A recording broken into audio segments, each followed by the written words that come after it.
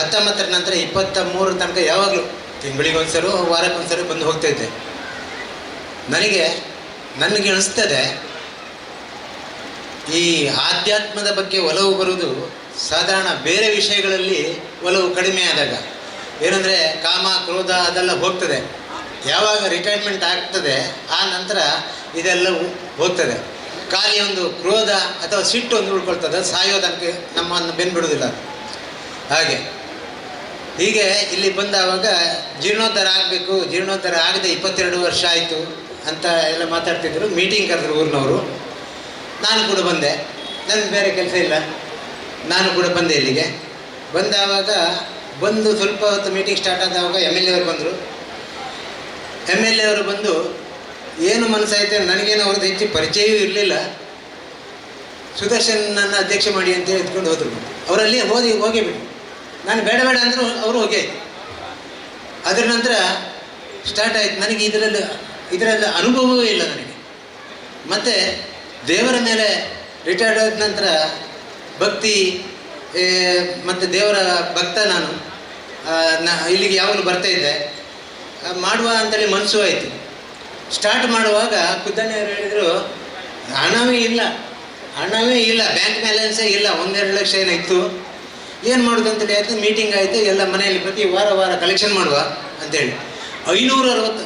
ಈ ಅಧ್ಯಕ್ಷ ಏನಿದೆ ಇದು ನೆಪ ಮಾತ್ರ, 100ಕ್ಕೆ 100 ಹೇಳ್ತೇನೆ ನಾನು. ಖಾಲಿ ನೆಪ ಮಾತ್ರ. ನನ್ನ ಅಧ್ಯಕ್ಷ, ಜೀರ್ಣೋದ್ಧಾರದ ಅಧ್ಯಕ್ಷ ಅನ್ನೋದು ಎಲ್ಲ 560 ಮನೆಯವರು ಕೂಡ ಅಧ್ಯಕ್ಷರೇ.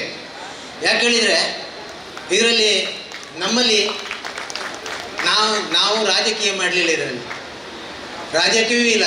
ಎಲ್ಲ ಪಕ್ಷದವರು ಸೇರ್ಕೊಂಡಿದ್ದಾರೆ. ಇದರಲ್ಲಿ ಎಲ್ಲ ಪಕ್ಷದವರು, ಹೆಸರು ಹೇಳೋದಿಲ್ಲ ನಾನು, ಎಲ್ಲ ಪಕ್ಷದವರು ಇದ್ದಾರೆ, ಬಡವರು ಇದ್ದಾರೆ, ನನ್ನಂತೆ ಎಲ್ಲರೂ. ನಾನು ಮಧ್ಯಮ ವರ್ಗದವ, ನಮ್ಮಿಂದ ಕೆಳ ಸ್ತರದವರು ಕೂಡ ಇದರಲ್ಲಿ ಭಾಗಿಯಾಗಿದ್ದರು. ಅಂದರೆ ಒಂದು ಸರಿ ಕೂಡ 3-4 ವರ್ಷದಿಂದ ಈ ಕಾರ್ಯ ನಡೀತಾ ಇದೆ. 560 ಮನೆಯವರು, ಕೆಲವರಿಗೆ ಸತ್ಯ ಹೇಳಬೇಕಂತೇಳಿ ಖರ್ಚಿಗೆ ಕೂಡ ಇದ್ದಿದ್ದವರು ಕೂಡ ಕೊಟ್ಟವರಿದ್ದಾರೆ, ದೇವಸ್ಥಾನ ಕೊಟ್ಟವರಿದ್ದಾರೆ. ಹಾಗೆ ಈ ದೇವಸ್ಥಾನಕ್ಕೆ ನಾವು ಅವರನ್ನು ಲಕ್ಷ ಕೊಟ್ಟವರಿಗೆ ಎಷ್ಟು ಬೆಲೆ ಕೊಟ್ಟಿದ್ದೇವೋ 10 ರೂಪಾಯಿ ಕೊಟ್ಟವರಿಗೂ ಅದೇ ರೀತಿಯಲ್ಲಿ ಟ್ರೀಟ್ಮೆಂಟ್ ಮಾಡಿದ್ದೇವೆ. ಆದರೆ ನಮ್ಮ 35-40 ಜನ ಕಲೆಕ್ಷನಿಗೆ ಪ್ರತಿ ವಾರ ಹೋಗ್ತಾಯಿದ್ರು. ಯಾರು ಕೂಡ ಯಾವ ಮನೆಯಲ್ಲಿಯೂ ಕೂಡ ಅವರತ್ತ ಒಂದು ದುರ್ವರ್ತನೆಯಿಂದ ನಾನು ಕೊಡುವುದಿಲ್ಲ, ಯಾಕೆ ಕೊಡಬೇಕು, ಹಾಗೆ ಹೀಗೆ ಅಂತ ಹೇಳಿದವರೇ ಇಲ್ಲ. ಯಾಕೋ ನನಗೆ ಗೊತ್ತಿಲ್ಲ. ಒಂದೇ ದೇವರ ಮೇಲೆ ಹೆದರಿಕೆಯೋ ಅಲ್ಲ ಭಕ್ತಿಯೋ ಏನೋ ಇರಬೇಕು ಗೊತ್ತಿಲ್ಲ, ಒಬ್ಬರು ಕೂಡ. ಹಾಗೆ ನಾವು ಸ್ಟಾರ್ಟ್ ಮಾಡಿ ಎಲ್ಲ ಕಡೆಗೆ ಆಯಿತು. ಪ್ರಶ್ನಾ ಚಿಂತನೆಯಲ್ಲಿ ಹೇಳಿದಾಗೆ ಕೊಡಿಮರ ಆಗಬೇಕಿತ್ತು. ಕೊಡಿಮರ ಸಿಕ್ತು, ನಮಗೊಂದು ಮರ ಸಿಕ್ತು. ಅದರ ಕೆಲಸ ಕೂಡ ಆಯಿತು. ಯಾರು ಎಷ್ಟು ಕೊಟ್ಟಿದ್ದಾರೆ ಅದು ಕೊಟ್ಟಿದ್ದಾರೆ ಅಂತೇಳಿ ಎಲ್ಲ. ಆದರೆ ಬ್ರಹ್ಮರಥ ಆಗಬೇಕು ಅಂತೇಳಿ ಒಂದು ಮಾತು ಬಂತು. ನಾವು ಚಿಂತನೆ ಮಾಡ್ತೀವಿ, ಇದೇ ಕಷ್ಟದಲ್ಲಿ ಮಾಡ್ತಾ ಇದ್ದೇವೆ, ಇದನ್ನು ಹೇಗೆ ಮಾಡೋದಪ್ಪ ಅಂತೇಳಿ ನನಗಾಯ್ತು. ಮತ್ತು ಸಾಮ್ರಾಟ್ ಕರ್ಕೆರನ್ನೆಲ್ಲ ನನ್ನ ತಲೆಗೆ ಒಂದು ಬಿಟ್ಟರು. ಇದ್ದಾರೆ ಅತುಲ್ ಕುಮಾರ್ ನಮ್ಮ ಇವರು ಇದ್ದಾರೆ ಸರ್ ಅಂತ ನನಗೆ ಪರಿಚಯ ಇತ್ತು. ನನಗೆ ಅಲ್ಲಿಗೆ ಸ್ಟ್ರೈಕ್ ಆಯಿತು, ಕರೆಕ್ಟ್ ಜನ ಹೇಳಿದ್ದಾರೆ ಇವರು ಅಂತೇಳಿ. ನಾವು ಫೋನ್ ಮಾಡಿ ಒಂದು ಮೀಟಿಂಗ್ ಕರೆದು ಬೇಕೋ ಬೇಡೋ ಅಂತ ಹೇಳಿದಾಗೆ ಅತುಲ್ ಕುಮಾರೇ ಒಂದು ರಥ ಆಗಬೇಕಿತ್ತು, ನಮ್ಮಿಂದ ಎಲ್ಲ ಬಂದಿದೆ, ಇನ್ನೊಂದು ರಥ ಅಂತ ಹೇಳಿದ. ಅರ್ಧ ಮಾತಾಗುವ ನಾನು ಕೊಡ್ತೇನೆ ಅಂದ್ಬಿಟ್ರು. ನನ್ನಿಂದ ಆಗ್ತದೆ. ಆವಾಗ ಆಚಾರ್ಯ ಹತ್ರ ಮಾತ್ರ ಈಗ ಆಚಾರ್ಯದ ಫೋನ್ ಬಂತು. 19 ಲಕ್ಷ ಆಗ್ತದೆ ಅಂತ ಹೇಳಿದ ರಥ ಹೆಚ್ಚು ಕಡಿಮೆ 30 ಲಕ್ಷ ಖಾಲಿ ಅವ್ರದ್ದೇ ಖರ್ಚಾಗಿದೆ. ಊರಿನವರದ್ದು ಮರ ಕೊಟ್ಟಿದ್ದಾರೆ. ನನ್ನ ಮನಸ್ಸೊಂದು 50-60 ಲಕ್ಷ ಆಗ್ಬೋದು. ಅತುಲಣ್ಣನ ಫ್ಯಾಮಿಲಿಯನ್ನು ಇದರಲ್ಲಿ ಅವರ ಅಣ್ಣ ಇದ್ದಾರೆ ಸುಧೀರ್ ಕುಮಾರ್ ಅಂತೇಳಿ, ಅವರಿಂದ ಒಂದು 17 ಸೆನ್ಸ್ ಜಾಗ ಪುನಃ ಬಂದಿದೆ. ಅದು 66 ಸೆನ್ಸ್ ಮೊದಲಾಯಿತು.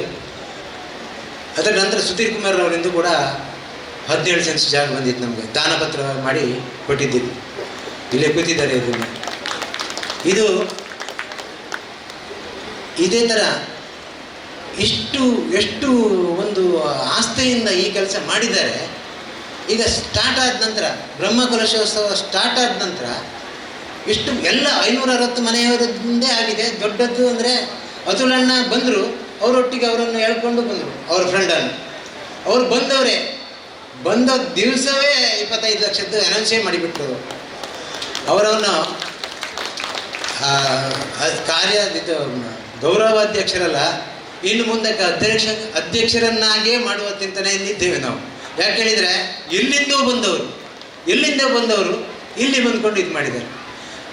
ಇಲ್ಲಿ ಬಂದ್ಕೊಂಡು 25 ಲಕ್ಷ ಕೊಟ್ಟು ಖರ್ಚು ಮಾಡಿ ಇದು ಮಾಡಿದ್ದಾರೆ.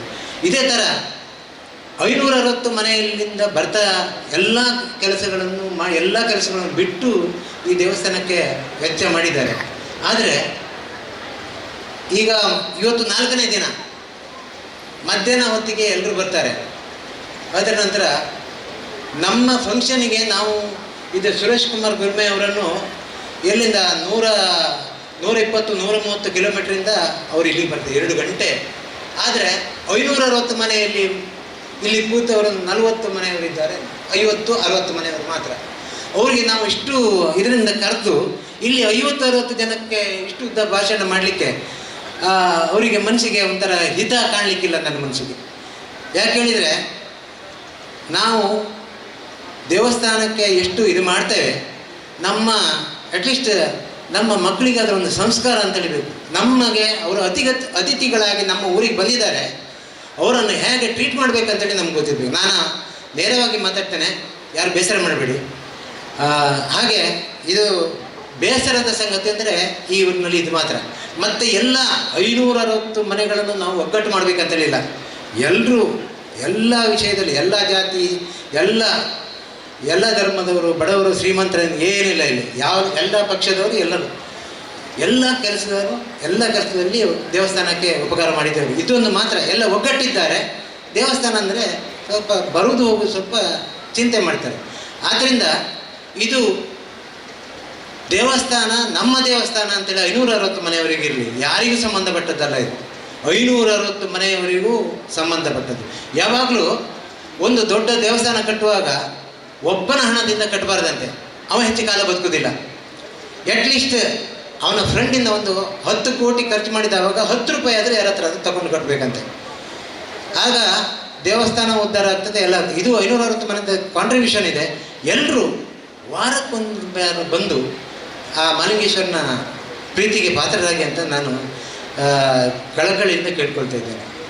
ಈಗ ಮಧ್ಯಾಹ್ನ ಬರೋದು, ಬೆಳಿಗ್ಗೆ ಬರೋದು, ಹೋಗೋದಲ್ಲ. ಇಂಥ ಕಾರ್ಯಕ್ರಮ ಕೂಡ ಈಗ ಕೇಶವಂಗೇರವರು ಮಾತಾಡಿದ್ದಾರೆ. ನಾನು ಇಂಥ ಮಾತುಗಳನ್ನು ನಮಗಂತೂ 30-35 ವರ್ಷದಿಂದ ಕೇಳಲಿಕ್ಕೆ ಟೈಮೇ ಇಲ್ಲ. ಇಲ್ಲಿ ಈಗಾದರೂ ಕೇಳುವ, ಸ್ವಲ್ಪ ನಮ್ಮ ಸಂಸ್ಕಾರ ಆದರೂ ಕಲ್ತ್ಕೊಳ್ಳುವ. ಯಾಕೆ ಹೇಳಿದರೆ ಈ ಮಹಾಭಾರತ ರಾಮಾಯಣ ಕಾಲದಲ್ಲಿ ಜ್ಯೋತಿಷ್ಯರಿದ್ರಂತೆ. ಎಲ್ಲ ರಾಜ ಜ್ಯೋತಿಷ್ಯರಂತೇಳಿ ಎಲ್ಲ ರಾಜರುಗಳ ಪ್ರತಿಯೊಂದು ರಾಜರುಗಳ ಆಸ್ಥಾನದಲ್ಲಿ ಇರ್ತಿದ್ರು. ಆವಾಗ ಮಹಾಭಾರತದಲ್ಲಿ ಯುದ್ಧದ ಟೈಮ್ನಲ್ಲಿ ರಾಜ ಆಗಿದ್ದದ್ದು ಧೃತರಾಷ್ಟ್ರ. ಅವ ಜ್ಯೋತಿಷ್ಯವನ್ನು ತುಂಬ ನಂಬ್ತಿದ್ದ. ಏನು ಮಾಡಿದ, ಯುದ್ಧಕ್ಕೆ ಅವಾಗ ಈಗಿನ ಹಾಗೆ ಹೋಗುದು ಕಡ್ಕೊಳ್ಳೋದಲ್ಲ, ಧರ್ಮಯುದ್ಧ ಅಂತೇಳಿ ಹೇಳ್ತಿದ್ರು ಅವಾಗ. ಆವಾಗ ಧರ್ಮಯುದ್ಧ ಆವಾಗ ರಾಜ ಜ್ಯೋತಿಷ್ಯನ್ನು ಎಲ್ಲರ ಎದುರು ಕರೆಸಿ, ಕೌರವರ ಧೃತರಾಷ್ಟ್ರ ಕರೆಸಿದ. ಜ್ಯೋತಿಷ್ಯನ ಕರೆಸಿ, ನೋಡಿ ನಮ್ಮ ಇನ್ನು ಮುಂದೆ ಯುದ್ಧ ಆಗ್ತದೆ, ಏನಾಗ್ಬೋದು ಹೇಳಿ.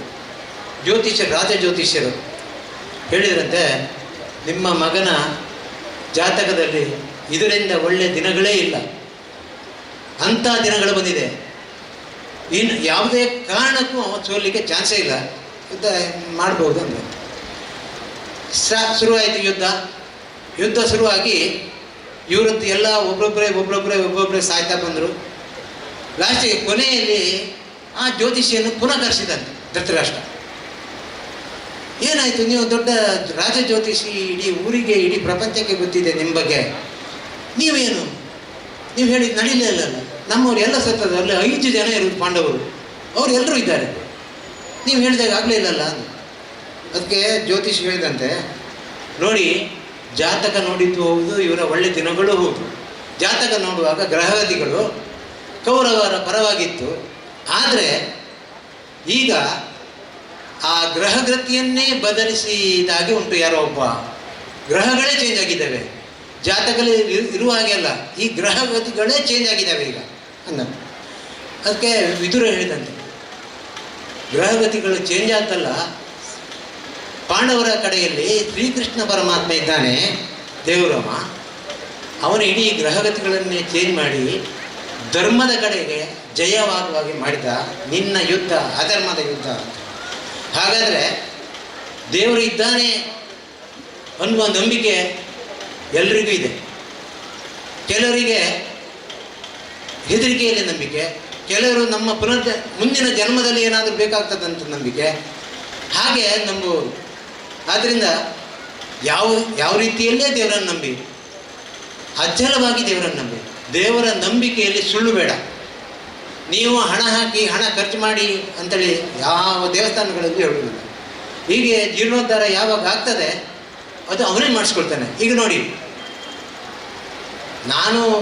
ನಾನು ಆಗಲಿ, ಈ ಊರಿನವರ 560 ಜನರಾಗಲಿ, ನಾವೆಲ್ಲರೂ ನೆಮ್ಮ ಮಾತ್ರ.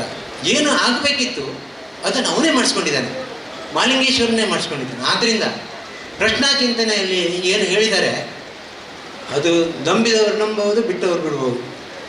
22 ವರ್ಷ ಆಯಿತು ಜೀರ್ಣೋದ್ಧಾರ ಬ್ರಹ್ಮಕಲಶ ಆಗಲಿಲ್ಲ. ಆದಷ್ಟು ಬೇಗ ಮಾಡಿ. ದೇವರೇ ಸಿಟ್ಟಿನಲ್ಲಿ ಕೋಪದಲ್ಲಿ ಇದ್ದಾಗೆ ಕಾಣ್ತದೆ ಅಂತ ಹೇಳಿದ್ದಾರೆ. ಈಗ ನನ್ನ ಮನಸ್ಸು ದೇವರು ಶಾಂತರಾಗಿರ್ಬೋದು. ಆದ್ದರಿಂದ ಈ ದೇವರ ಶಾಂತತೆಯನ್ನು ಕಾಪಾಡಿಕೊಳ್ಳಿಕ್ಕೋಸ್ಕರ ನಿಮ್ಮ ಭಕ್ತಿಯನ್ನು ದೇವರಿಗೆ ಸಮರ್ಪಿಸಿ. ನೀವು ಏನು ಹಣ ಕೊಡ್ತಿದ್ರು ಚಿಂತೆ ಇಲ್ಲ. ಆದಷ್ಟು 560ರಲ್ಲಿ ಒಂದು 400 ಜನ ಆದರೂ ಬಂದು ದೇವರ ಕಾರ್ಯಗಳಲ್ಲಿ ಇಲ್ಲಿರೋ ಒಂದು ಸುತ್ತ ಬಂದು ಕೈ ಆದರೂ ಮುಗ್ದು ಹೋಗಿ. ಆದರೆ ಹೀಗೆ ನೀವು ಅಂದಿದ್ರೆ ದೇವಸ್ಥಾನ ಈಗ 6 ಕೋಟಿ ಖರ್ಚು ಮಾಡಿ ದೇವಸ್ಥಾನ ಮಾಡಿದ್ದೇವೆ. ಇನ್ನು ಮೊದಲಿದ್ದದ್ದು 3 ದಿನ ಉತ್ಸವ, ಇನ್ನು ಮುಂದೆ ಇರುವುದು 5 ದಿನ ಉತ್ಸವ.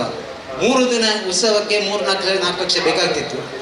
ಇನ್ನು 5 ದಿನ ಉತ್ಸವಕ್ಕೆ ಎಷ್ಟು ಬೇಕಾಗ್ತದೆ ನೀವು ಅಂದಾಜು ಮಾಡಿ. ಆದ್ದರಿಂದ ನಿಮ್ಮಗಳ ಇದರಿಂದೇ ನಡಿಬೇಕು ಹೊರತು ನೀವು ಇದರಲ್ಲಿ ನಿರ್ದಾಕ್ಷಿಣ್ಯವಾಗಿ ಹೇಳ್ತಿದ್ದೇನೆ. ನೀವು ಎಲ್ಲಿಯಾದರೂ ಚಿಂತೆಯನ್ನು ಮಾಡದಿದ್ದರೆ ನಮ್ಮ ದೇವಸ್ಥಾನ ಪುನಃ ಇಷ್ಟು 25 ವರ್ಷ ಬೇಡ, ನೀವು ಇದೇ ಥರ ಮಾಡಿದ 25 ವರ್ಷ ಬೇಡ, 12 ವರ್ಷವೂ ಬೇಕಾಗಿಲ್ಲ. ಯಾರು ಇಲ್ಲಿದ್ದ ಮನೆಯಾಗೆ ಆಗ್ತದೆ ದೇವಸ್ಥಾನ. ಆ ರೀತಿ ಆಗದೇ ಇದ್ದಾಗೆ, ಪುನಃ ದೇವರಿಗೆ ಸಿಟ್ಟು ಬರೆದಿದ್ದಾಗೆ ನೋಡ್ಕೊಳ್ಳುವ ಜವಾಬ್ದಾರಿ ಈ 560 ಮನೆಯವರು. ಆದ್ದರಿಂದ ಎಲ್ರಿಗೂ ನಾನು ಹೇಳಿದಾಗೆ ಇಲ್ಲಿ ನಮ್ಮ ಕಾಶಿ ಇದಕ್ಕೆ ನಾನು ಹೋಗಲಿಲ್ಲ. ಹೋದವರು ಏನಾದರೂ ಒಂದು ಬಿಟ್ಟು ಬರಬೇಕಂತೆ. ಅಲ್ಲಿ ಏನಾದರೂ ದುರಭ್ಯಾಸ, ಕುಡಿಯುವುದೋ ಸಿಗರೆಟ್ ಎಳೆಯುವುದೋ, ಹಾಗೆ ನಾನು ಹೋಗಲಿಲ್ಲ. ಯಾಕೆಂದರೆ ಯಾವುದು ಬಿಡಲಿಕ್ಕೆ ಮನಸ್ಸಿಲ್ಲ ನನಗೆ. ಒಬ್ಬ ಹೋದ, ಏನಾದರೂ ಒಂದು ಬಿಡಬೇಕು ಅಂತೇಳಿ ಮನಸ್ಸಿನಲ್ಲಿ ಹೋದವನಿಗೆ ಏನು ಬಿಡಲಿಕ್ಕೆ ಮನಸ್ಸಾಗಲಿಲ್ಲ. ಅಂದರೆ ಧರ್ಮದ್ದು ಇದು ಸಿಟ್ಟು ಬಿಡ್ಬೋದಲ್ಲ, ಏನು ಖರ್ಚಿಲ್ಲ ಅದಕ್ಕೆ ಅಂತ ಹೇಳಿ ಅಂದಾಜು ಹೇಳ್ದ ನಾನು ಸಿಟ್ಟು ಬಿಟ್ಟು ಬರ್ತೇನೆ ಅಂತ. ನನ್ನಲ್ಲಿದ್ದ ಸಿಟ್ಟನ್ನು ಕಾಶಿ ವಿಶ್ವನಾಥನಿಗೆ ಬಿಟ್ಟು ಬರ್ತೇನೆ ಅಂತೇಳಿ ಹೇಳಿ ಬಂದ. ಡೌಟ್ ಆಯಿತು, ಇವ ಯಾವುದನ್ನು ಬಿಡುವಲ್ಲ, ನನ್ನ ಹಾಗೆ ಯಾವುದನ್ನು ಬಿಡುವವಲ್ಲ ಇವ ಅಂತೇಳಿ ಡೌಟ್ ಆಗಿ ಅವನ ಫ್ರೆಂಡ್ ಕೇಳ್ದ ಅಂತ. ಕಾಶಿಗೆ ಹೋದವ್ರು ಏನು ಬಿಟ್ಟು ಬಂದ್ರಿ ಕೇಳಿದೆ. ಕಾಶಿಗೆ ಹೋದ ನನಗೆ ಬೇರೆ ಬಿಡ್ಲಿಕ್ಕೆ ಮನಸ್ಸಾಗಲಿಲ್ಲ, ಸಿಟ್ಟು ಬಿಟ್ಟು ಬಂದೆ ಅಂದ. ಒಂದು 5 ನಿಮಿಷ 10 ನಿಮಿಷ ಬಿಟ್ಟು, ನೀವು ಕಾಶಿಗೆ ಹೋದವ್ರು ಏನು ಬಿಟ್ಟು ಬಂದ್ರಿ ಪುನಃ ಕೇಳ್ದ. ಇದೇ ಇವನು 4-5 ಸರಿ ಕೇಳ್ದ. ನಿನಗೆ ಹೇಳಿದಲ್ಲ ಮರೆ ಸಿಟ್ಟು ಬಿಟ್ಟು ಬಂದ ಅಂತೇಳಿ ಅಂದ. ಅಂದರೆ ಅರ್ಥ ಮಾಡ್ಕೊಳ್ಳಿ, ಅವನಿಗೆ 3 ಸರಿ 4 ಸರಿ ಕೇಳ್ದವಾಗಲೇ ಸಿಟ್ಟು ಬಂದಾಯಿತು.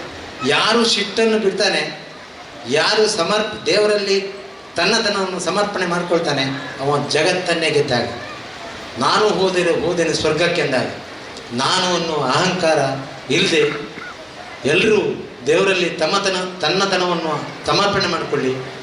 ಇದು ಊರ ದೇವಸ್ಥಾನ ಪ್ರತಿಯೊಬ್ಬರು ಹೇಳಬೇಕು, ನನ್ನ ದೇವರು, ನನ್ನ ಮಾಲಿಂಗೇಶ್ವರ ಅಂತೇಳಿ ಎಲ್ಲರೂ ಮನಸ್ಸಲ್ಲಿ ಬರಲಿ.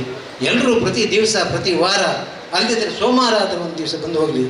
ನಮ್ಮ ದೇವಸ್ಥಾನ ಯಾವಾಗಲೂ ಜನಸಂದಣಿಯಿಂದ ತುಂಬಿರಲಿ ಅಂತ ಹೇಳ್ತಾ ನನ್ನ ಮಾತು ಮುಗಿಸ್ತೇನೆ. ನಿಮ್ಮೂರಿನ ಸುದ್ದಿ ಕಾರ್ಯಕ್ರಮಗಳ ವರದಿಯನ್ನ ನಾವು ಬಿತ್ತರಿಸಲಿದ್ದೇವೆ. ಈ ಕೆಳಗಿನ ನಂಬರನ್ನು ಸಂಪರ್ಕಿಸಿ.